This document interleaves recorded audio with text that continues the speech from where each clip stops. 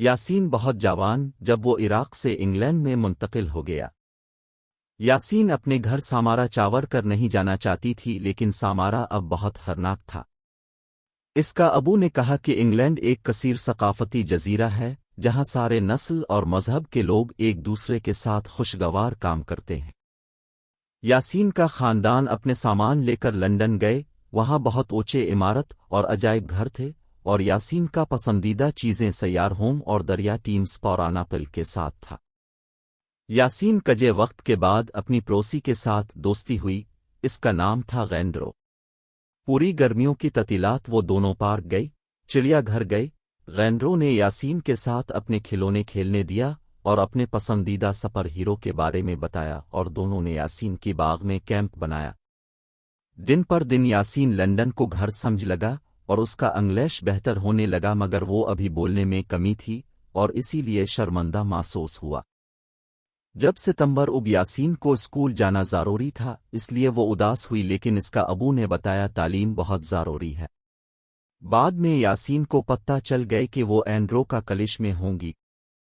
اگلا دن اینڈرو اور یاسین ایک دوسرے کے ساتھ اسکول گئے، اور اینڈرو نے کھیل کا میدان، استاد، مزاحیہ لڑکوں ہے اور خوب اسورات لڑکوں ہے اور قارئین کے بارے میں بتایا۔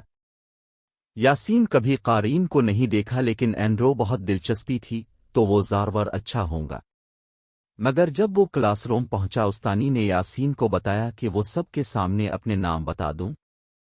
ایک لڑکا نے بولا بدبودار بے ملکی، اور سب ہنسنے لگی، اور ایک اور لڑکا نے کہا استانی میں سمجھ نہیں کر سکتی، وہ انگریز نہیں بول سکتا، اور سب پھر ہنسنے لگی۔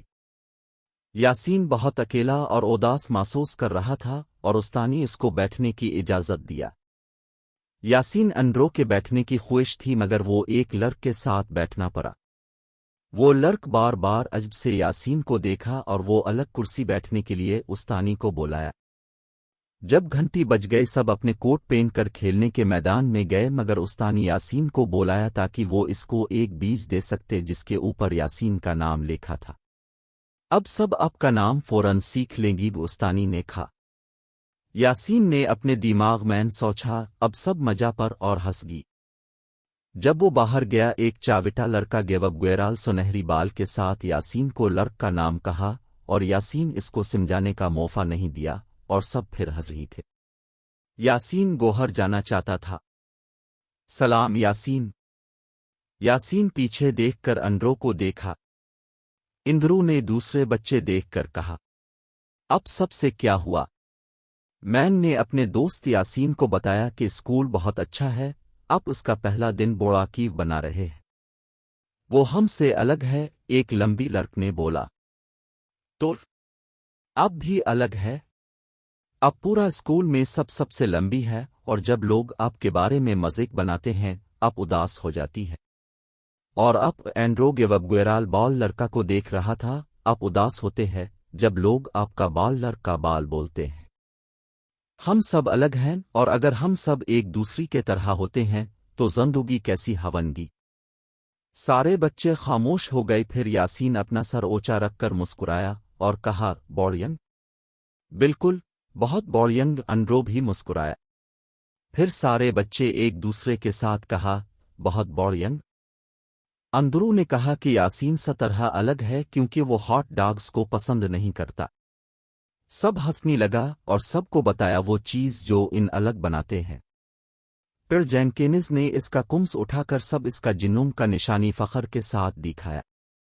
جب کھیلنے کا وقت ختم ہوا، اینڈرو نے ہاتھ اٹھا کر استانی کو پوچھا، کیا ہم اس لوگوں کے بارے میں بات کر سکتے ہیں جو دوسرے ملک سے انگلینڈ ایک نیا زندگی شرح کرنے کے لیے، میرا دوست یاسین کی طرح؟ استانی نے کہا، انفرادیت ضروری ہے، مگر برطانیہ کی خوبصورتی چھوٹیے بڑی چھوٹیے حمزہ ہے کہ وہ ایک کثیر ثقافتی جزیرہ ہے۔ آسن نے کتاب میں 2 لفظ لکھا اور اپنے اب سے وعدہ کیا کہ وہ اس لفظ کو سیکھ لوں گی اور ہمیشہ یاد کروں گی۔